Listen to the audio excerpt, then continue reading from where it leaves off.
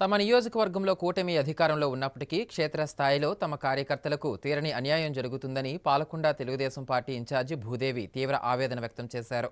సోమవారం ఆమె తన అనుచర వర్గంతో కలిసి పార్వతీపురం మన్యం జిల్లా కలెక్టర్ ప్రభాకర్ రెడ్డిని కలిసి వినతిపత్రం అందజేశారు. ఈ సందర్భంగా భూదేవి మాట్లాడుతూ నియోజకవర్గంలో పార్టీ కోసం కష్టపడిన వారికి సంక్షేమ ఫలాలు అందడం లేదని, అర్హులైన పేదలకు పెన్షన్లు, రేషన్ కార్డులు మంజూరు కాక ఇబ్బందులు పడుతున్నారని వాపోయారు.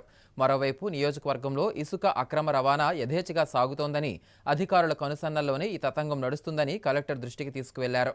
అక్రమార్కులు బహిరంగంగానే సవాలు విసురుతున్నా పట్టించుకునే నాథుడే కరువయ్యారని ఆరోపించారు. స్థానికంగా నెలకొన్న ప్రతికూల పరిస్థితులతో టీడీపీ కేడర్ తీవ్ర నైరాశ్యంలో ఉందని కలెక్టర్ తక్షణమే స్పందించి ఇసుక మాఫియాకు అడ్డుకట్ట వేయాలని, అర్హులైన తమ కార్యకర్తలకు న్యాయం చేయాలని కోరారు.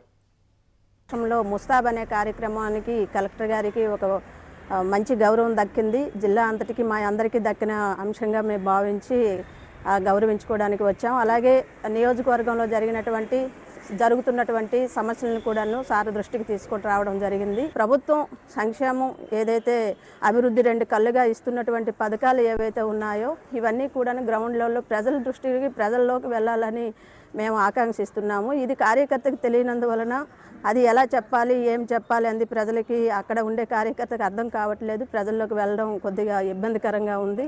అందుకు ఇవన్నీ కూడాను అధికారులు ఎవరైతే ఉన్నారో అధికారులకి అక్కడ ఉండే కార్యకర్తలకి అనుసంధానంగా చేసి ప్రభుత్వ పథకాలు ఏవైతే ఉన్నాయో ఈ పథకాలన్నీ కూడాను అమలు ప్రక్రియలో సమన్వయం చేసుకుంటూ వెళ్ళవలసిందిగా మేము కోరాము.